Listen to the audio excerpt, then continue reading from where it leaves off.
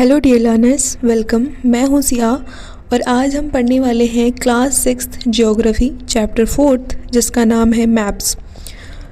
Class 6 geography के और भी 1 to 3rd चैप्टर हम कंप्लीट कर चुके हैं और आज हम 4th चैप्टर करने वाले हैं। देखा जाए तो ये चैप्टर बहुत ही ज़्यादा छोटा है और हम बहुत जल्दी इस चैप्टर को कंप्लीट कर लेंगे। ठीक है, कुछ नहीं है इस चैप्टर में। चैप्टर का नाम मैप है, तो मैप से रिलेटेड हम बातें करने वाले हैं। और आप सबको मैप के बारे में तो पता ही होगा, थोड़ा तो पता होगा क्योंकि गूगल मैप तो सबने यूज़ किया होगा, आई एम श्योर। तो वैसे ही कुछ समझ लीजिए। अभी आगे पढ़ते हैं तो हमें और भी क्लियर एक फेयर आइडिया लग जाएगा कि मैप कौन कौन से टाइप के होते हैं और किस किस को मैप कह सकते हैं। ओके, तो चलिए हम स्टार्ट करते हैं इस चैप्टर को। ये मैं आपको एक बात और बताना चाहती हूँ कि जो भी मैंने टेक्स्ट लिया है वो NCERT की जो टेक्स्ट बुक होती है वहाँ से मैंने लिया है और उसमें जितने भी इम्पॉर्टेंट पॉइंट्स हैं, इम्पॉर्टेंट टॉपिक्स हैं, उन सबको मैंने कवर किया है। तो चलिए स्टार्ट करते हैं। सबसे पहले अगर हम इंट्रोडक्शन देखें तो इंट्रोडक्शन में है क्या, a globe helps study the earth as a whole but has limitation when focusing on specific reason.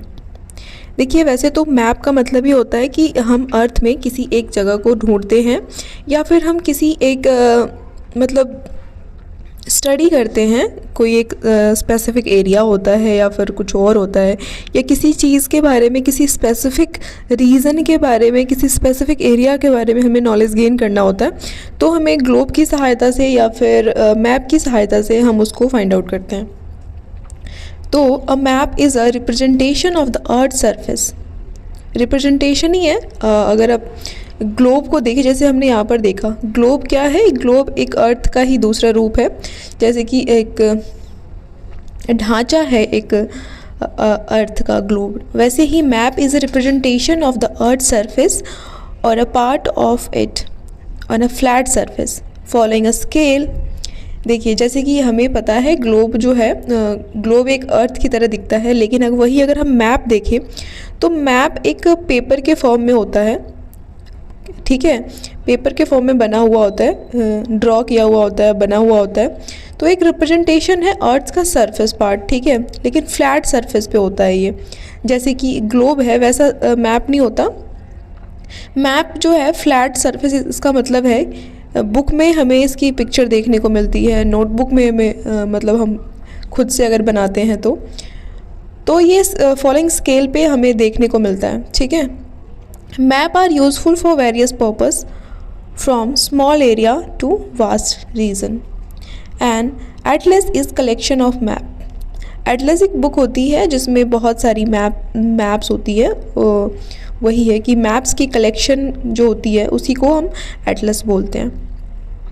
आप अपने पास भी एक एटलस बना सकते हैं मैप की कलेक्शन की, या फिर एक बुक आती है आप उसको रख सकते हैं। ठीक है, तो ये हमारा इंट्रोडक्शन था इस चैप्टर से रिलेटेड। चलिए हम इस चैप्टर में आगे बढ़ते हैं, देखते हैं क्या क्या हमें पढ़ना है। टाइप्स ऑफ मैप्स की बात करें तो 3 टाइप्स के मैप्स होते हैं, physical map, political map and thematic map. Physical map में शो होता है कि जो लाइक नेचुरल चीज़ें हैं जैसे कि mountain, plateau, plains, river and oceans, ये सारी चीज़ें हमें फ़िज़िकल मैप में देखने को मिलती हैं।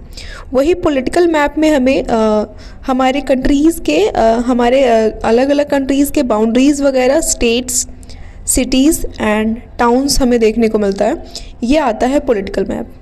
बेसिकली किसी जगह का नाम, किसी स्पेसिफिक रीज़न जो है उसको अगर हम देखते हैं वो पॉलिटिकल मैप में देखते हैं, और नेचर से रिलेटेड चीज़ें जो देखते हैं जैसे कि mountain, plateau, plains, rivers, oceans, ये सारी चीज़ें हम फिज़िकल मैप में देखते हैं। थीमेटिक मैप में क्या होता है, फोकस किया जाता है किसी स्पेसिफिक इंफॉर्मेशन में, जैसे कि roads, rainfall, forest and industry, कि किसी एक स्पेसिफिक रीज़न में या फिर 2-3 रीजन्स को मिलाकर वहाँ पे अगर कंपेयर किया जाए तो वहाँ पे इंडस्ट्रीज़ कितने हैं, फॉरेस्ट कितने हैं, फॉरेस्ट कैसे हैं, रेनफॉल कितनी होती है वहाँ पे, रोड्स कैसे हैं, इन सब के बारे में। ठीक है, थीमेटिक मैप में हम पढ़ते हैं। प्लीज़ अगर बैकग्राउंड नॉइज़ आ रहा होगा तो अवॉइड कीजिएगा, ये थोड़ा सा प्रॉब्लम होती है because I am on terrace और यहाँ पे थोड़ा सा डिस्टर्बेंस होता रहता है। बहुत टाइम हो गया था इसलिए मैंने सोचा कि मैं वीडियोस को अपलोड करना शुरू करूं। अगर आप लोग थोड़ी सी हेल्प करेंगे तो मुझे और रेगुलरिटी आ जाएगी मुझे लगेगा कि आप पसंद कर रहे हैं। देन चलिए स्टार्ट करते हैं। और तो कुछ नहीं, हमने टाइप ऑफ मैप्स कर लिया। अब हम पढ़ते हैं आगे जो भी मैप्स के कंपोनेंट्स हैं उसके बारे में।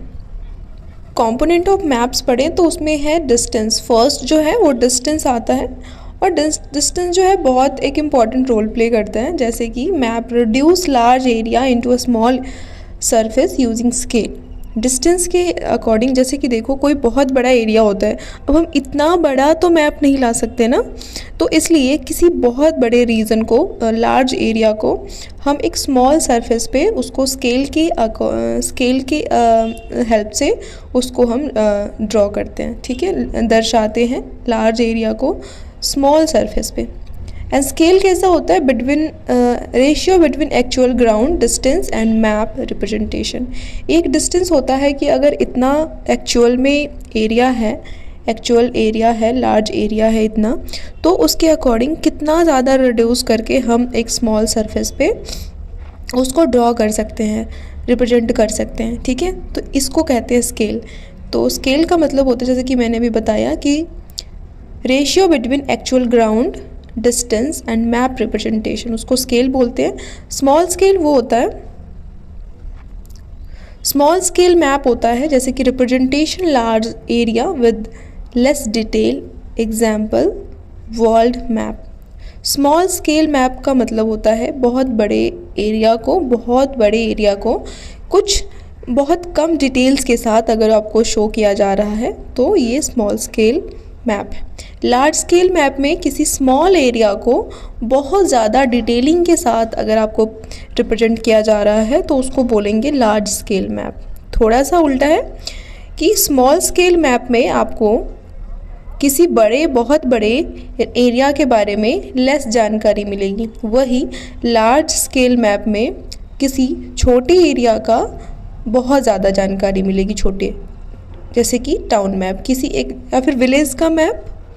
अगर आप विलेज का मैप देखोगे तो किसी एक विलेज के बारे में होगा, और उसमें उसी के बारे में, विलेज के बारे में कितने हाउस होल्ड्स रहते हैं, या फिर कितने वहाँ पे जो लैंड एरिया है कितना खाली है, या फिर ये सारी चीज़ें वहाँ पे आपको देखने को मिलेगा। वैसे ही टाउन मैप में तो बहुत सारी चीज़ें आ जाती हैं और वही रोड वगैरह आपको शो हो जाएगा। तो ये सारी चीज़ें हैं लार्ज स्केल मैप में। ओके, तो हमने इसका फर्स्ट कंपोनेंट जो डिस्टेंस है वो हमने कंप्लीट कर लिया, और अब हम नेक्स्ट डायरेक्शन की तरफ आगे बढ़ते हैं। तो इसका सेकंड कंपोनेंट है direction. Most maps contain an arrow north line indicating the north, ऐसे वाला, ठीक है।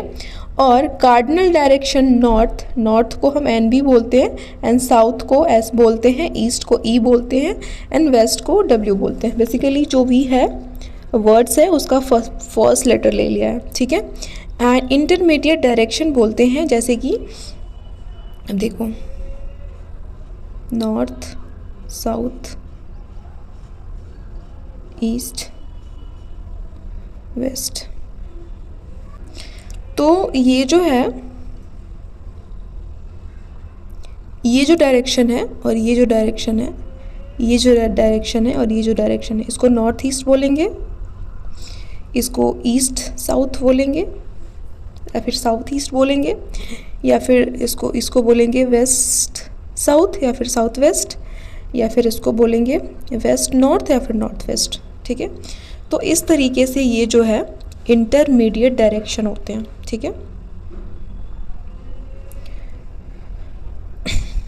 कंपास क्या होता है? A device used to find direction with a magnetic needle pointing north south. Okay,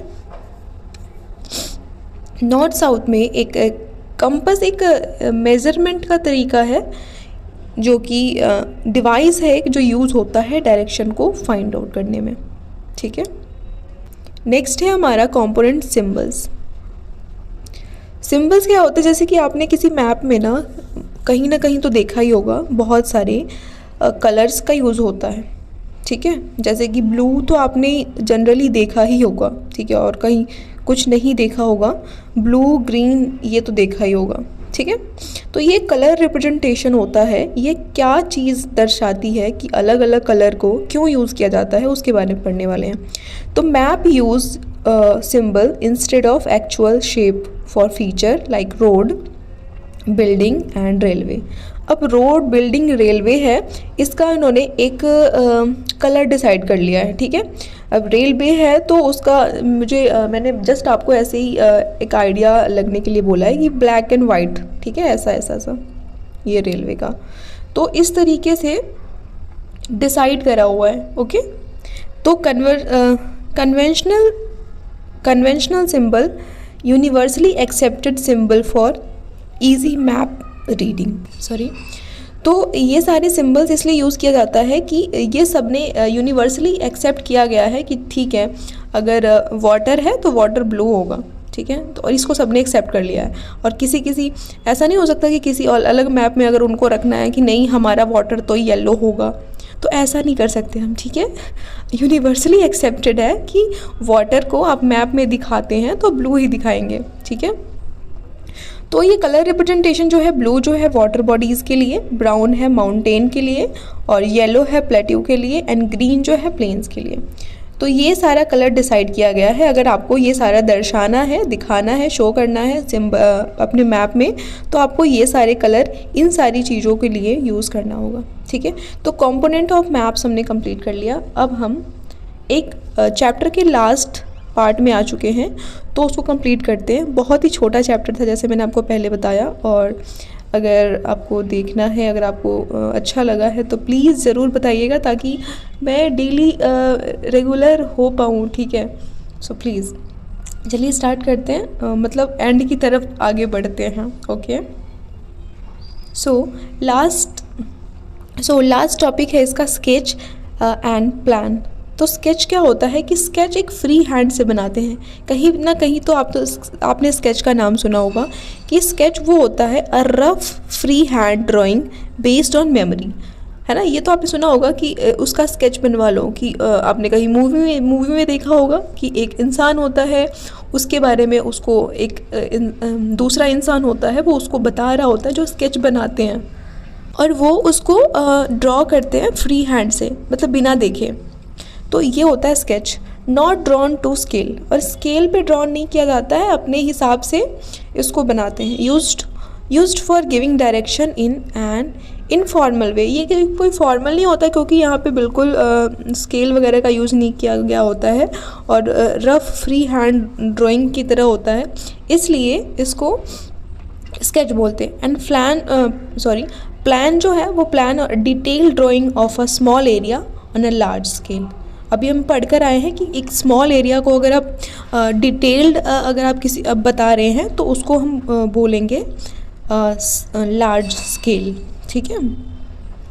तो helps major length and distance accurately. Example room layout, अगर आप एक रूम का लेआउट कर रहे हैं, या फिर अगर आपका घर बन रहा है, तो उसका अगर आप प्लान कर रहे हैं, तो सब कुछ आपको पता है कि कितना डिटेल एंड कितना अच्छे से आप करते हैं, ताकि कोई गड़बड़ ना हो जाए। तो ये होता है प्लान, और ये होता है स्केच।